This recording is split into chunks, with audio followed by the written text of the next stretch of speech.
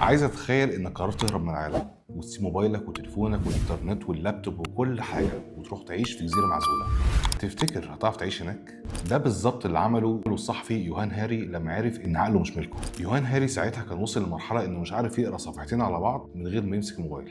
في اول اسبوع ليه على الجزيره كان بيعاني من اعراض انسحاب حقيقيه، توتر، عصبيه، احساس بالفراغ، كانه مدمن مخدرات وبطل.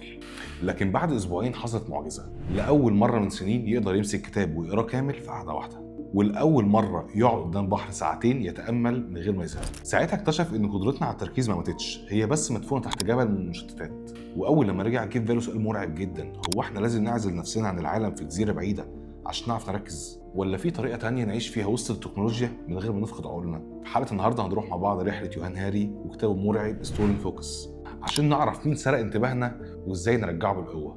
أنا عمرو شريف وده برنامج ملخصاتي. هنتكلم النهارده عن فكرة مختلفة جدا إن شاء الله هتعجبك. جهز قهوتك ويلا بينا. خليني أسألك سؤال بس بصراحة، بتعمل إيه وأنت بتتفرج عليا دلوقتي؟ غالبا بتعمل حاجة تانية، بتاكل، بتشرب، سرحان في حاجة، بتفكر في حاجة، بتتحرك، مش قاعد مركز معايا. مشكلتنا إن إحنا صدقنا كذبة العصر واللي هي مالتي تاسكينج، وإننا نقدر نعمل 100 حاجة في نفس الوقت. والشركات بتقول لك ان الموظف الشاطر هو اللي يعرف يعمل 10 حاجات في نفس الوقت، لكن العلم كان ليه راي تاني خالص وصادم. البروفيسور إيلر ميرر، وده عالم اعصاب في جامعه MIT، قال جمله قاطعه في الموضوع ده: عقل الانسان لا يستطيع التركيز على شيئين في وقت واحد، نقطه ومن اول السطر. امال اللي احنا بنعمله ده اسمه ايه؟ اللي احنا نعمله ده حاجه اسمها جيجلينج، عاملين بالظبط زي البهلوان اللي بيلعب بالكور.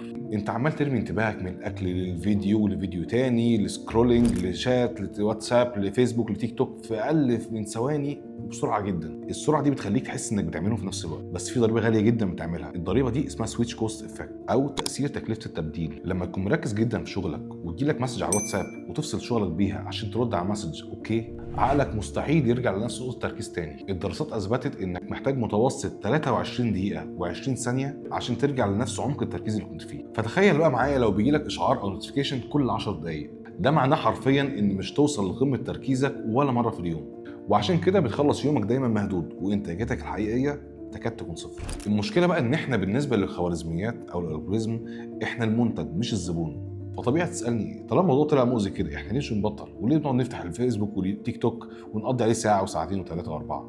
الاجابه بسيطه جدا بس مرعبه. الموضوع مش غلطتك ولا بارادتك، لان انت مش ضعيف الاراده، انت تارجت يا باشا.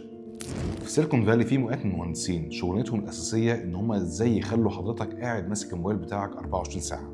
عامله بالظبط زي مكنه القمار، انت بتشد الدراع ومش عارف هتكسب ولا لا. بيستخدموا تكنيكس خطر جدا. عارف مكنه القمار لما بتشد الدراع ومش عارف انت تكسب ولا لا؟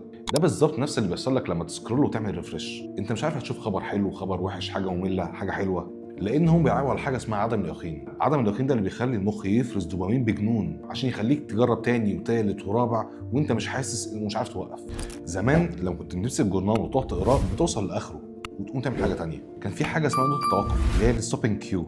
لكن النهارده انت في انفينيتي سكرول يا باشا، انت بتقعد تسكرول انفينيتي بلا نهايه. مفيش نقطه توقف تقول لمخك كفايه كده، انت ماشي في طريق ملوش نهايه.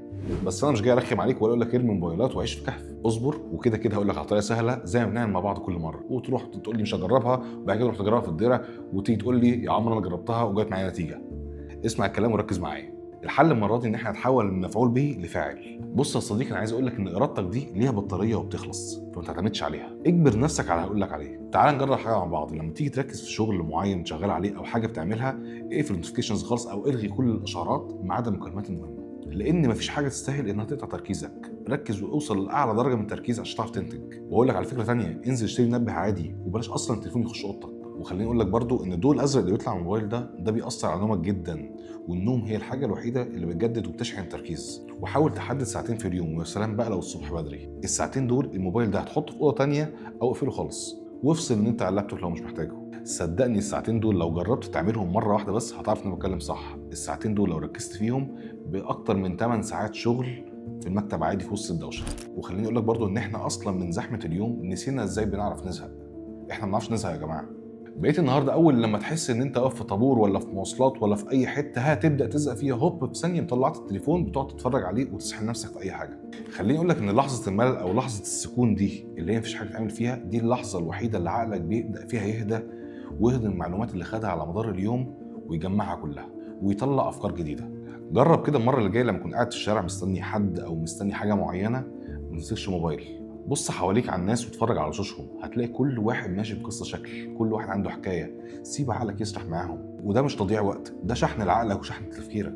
يعني اللي عايز اقوله لك ان حياتك هي الحاجات اللي انت ركزت عليها. لو ركزت على مشاكل السوشيال ميديا والتفاهات دي حياتك، ولو ركزت على شغلك وعيلتك وتطوير نفسك دي برضو حياتك. انت صاحب قرارك وانت صاحب حياتك. واحنا اتفقنا ان احنا من اول يوم ان انت بتتفرج عليا عشان تحاول تحسن حتى لو جزء صغير من طريقه تفكيرك ونظرتك للحياه. فوقتك وتركيزك دول اهم عمله في ايدك، حاول تحافظ عليهم. واتمنى حلقه النهارده تكون فوقتك واديتك نظره مختلفه للموضوع ده وحركت جواك حاجه تخليك تلحق نفسك. بس ما تنساش تسيب لي كومنت وتقول لي ايه اكتر ابلكيشن بيسرق وقتك وناوي تعمل معاه ايه النهارده. وامسك تليفونك افتح السيتنج او الاعدادات، هتلاقي حاجه اسمها سكرين تايم. سكرين تايم دي هتلاقي جواها كل ابلكيشن انت بتستخدمه قد ايه، كام ساعه في اليوم بالظبط. ركز معاها وما تخليش اي ابلكيشن يسرق وقت اكتر من اللازم. والمره استنى الحلقه الجايه عشان الموضوع حلو جدا ومختلف.